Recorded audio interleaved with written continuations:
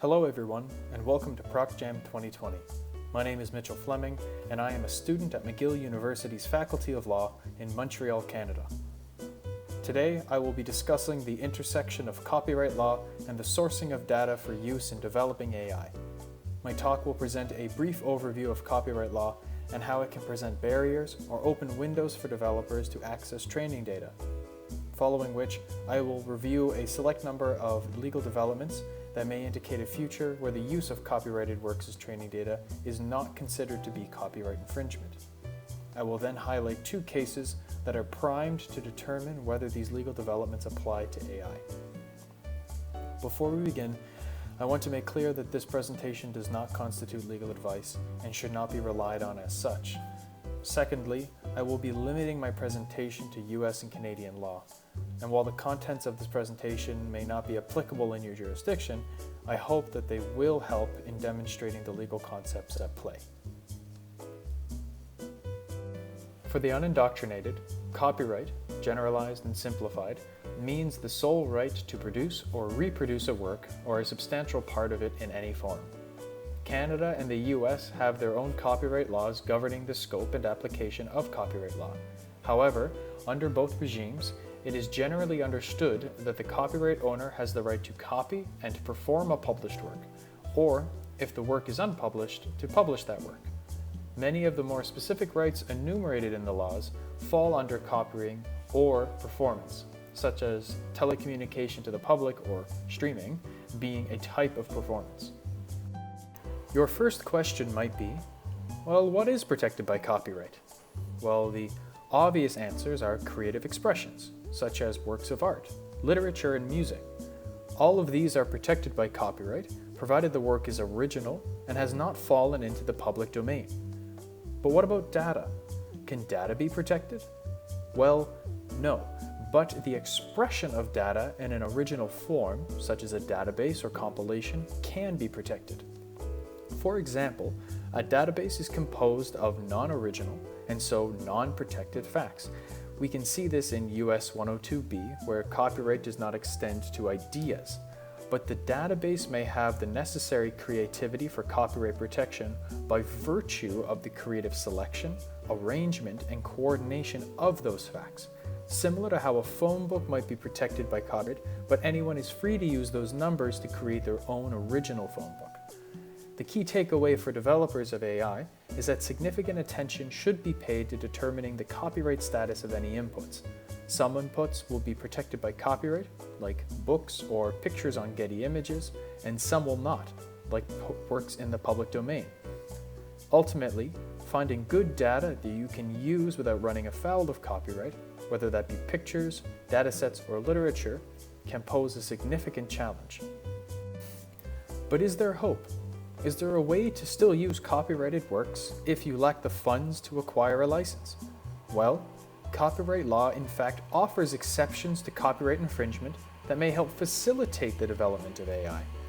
Fair use or fair dealing is a principal way in which individuals can use copyrighted works without obtaining a license. A court could determine that while yes, many copies of the copyrighted work were made to be used as training data, the copying is not an infringement of copyright. It is important to note that different countries have different fair use models. The US employs fair use, while Canada employs fair dealing. Despite the similar name, these two conceptions of non-infringing uses of copyrighted works diverge in some key legal aspects. For example, in the US, the Copyright Act provides an open-ended list of potential non-infringing uses against which the alleged infringing use is measured using a 4-factor fairness test.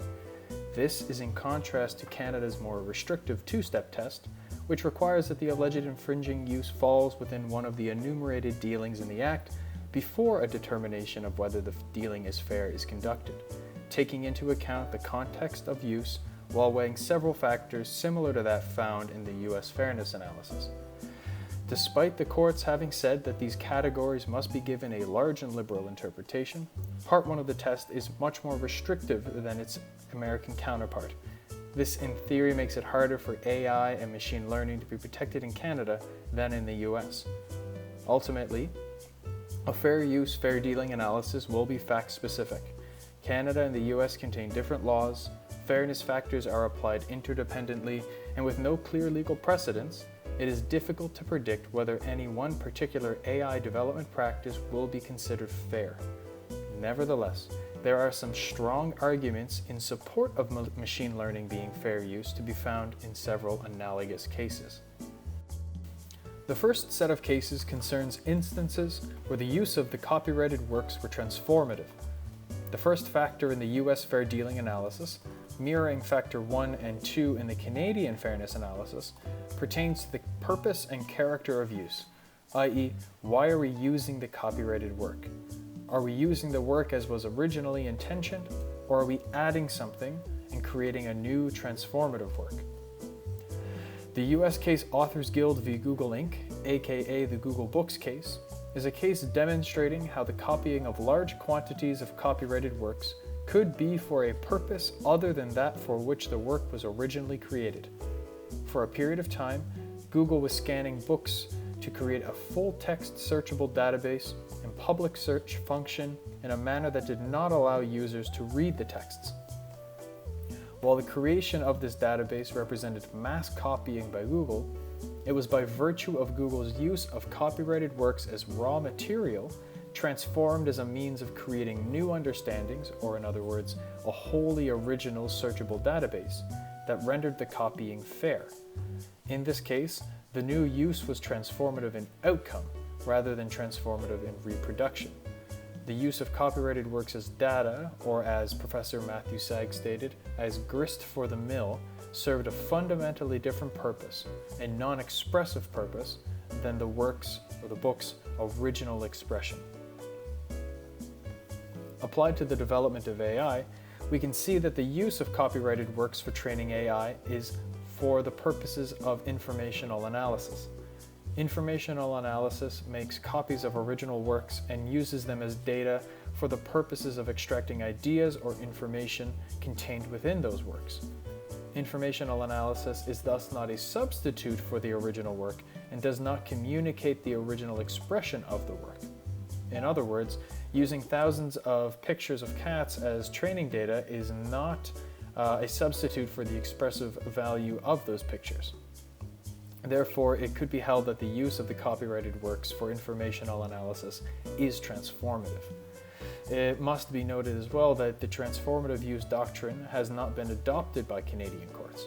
In fact, it is quite likely that a transformative use argument would bear little weight, as Canada's Supreme Court regularly cautions against the wholesale adoption of American legal precedent, while the British Columbia Supreme Court outright rejected transformative use as having any place in Canadian copyright law. However, that does not mean AI developers are without hope, at least in Canada. In the same case that Canada Supreme Court rejected the wholesale adoption of US copyright law, it ruled that the act of giving consumers access to free music previews of a work before deciding whether to purchase a copy of the full piece was fair dealing, because the short snippets were being used to help consumers research music online, and that the brevity of the preview was fair. Thus, the research purpose was fundamentally different than the purpose for which the music was created, or in other words, to entertain audiences. Therefore, while the Supreme Court rejected the wholesale adoption of US law, their decision ultimately reflects the logic of the transformative use and leaves the door open for further legal development. The second analogous case concerns situations where a new transformative use relies on copyrighted works for their facts instead of their expressive nature. In A.V. Xrel van der Heij v. iParadigm, a US case concerning the development of a digital plagiarism detection service, students sued iParadigm, alleging that the program created infringing copies of their works of literature. Justice Traxler distinguished that a highly creative and thus highly protected work could nevertheless be used in a way that is unconcerned and uninterested in the creative aspects, and that the use of these creative works as part of a digitized database from which to compare the similarity of typewritten characters used in other students' works is likewise unrelated to any creative component. Here, the court concluded that the use of the plaintiff's work related solely to the comparative value of the works and did not diminish the incentive for creativity on the part of students. This case is readily applicable to the act of transforming copyrighted works into data for the development of AI. For developers, the use of fictional works as training data for AI systems is so that the AI can learn abstract concepts about language or images. In the context of cat photos, the AI uses the work not for its expressive content, but to learn to distinguish what is and is not a cat. The use of these copyrighted works has everything to do with its relative comparative value, or to quote Justice Traxler again, the use is in no way related to any creative component of the copied work. So, where does this leave us now? Well, there are a few upcoming cases that has the potential to test the application of fair use to AI. The first case being Gallery New Edge Fine Arts International Limited v. Bizanta. In Canada, a Quebec court is set to hear a case concerning an AI that used copies of abstract visual art as data for the production of its own abstract creations, which it then assigned a percentage score comparing it to the sourced work. The deep learning AI algorithm was fed digital images of copyrighted works, which in this case included the artwork of the complainant, and used informational analysis in order to determine similarities between the AI's computer-generated images and existing art. The complainant is suing for copyright infringement resultant from the storing of copies of the images for the purposes of informational analysis. Secondly, a US case HiQ v. LinkedIn will likely determine whether HiQ's use of automated bots to scrape information from public LinkedIn profiles constitutes an infringement of copyright. This case has yet to hear arguments on infringement of the US Copyright Act and will likely go all the way to the US Supreme Court. In both of these cases, we will likely see the courts grapple with the application of both fair use and fair dealing to artificial intelligence. I would like to thank everyone for listening to my presentation today. I would also like to thank PROCJAM for inviting me to give this presentation. If anyone has any questions or would like further information, please do not hesitate to reach out to me on LinkedIn. My name is Mitchel Fleming, and it was a pleasure to be here.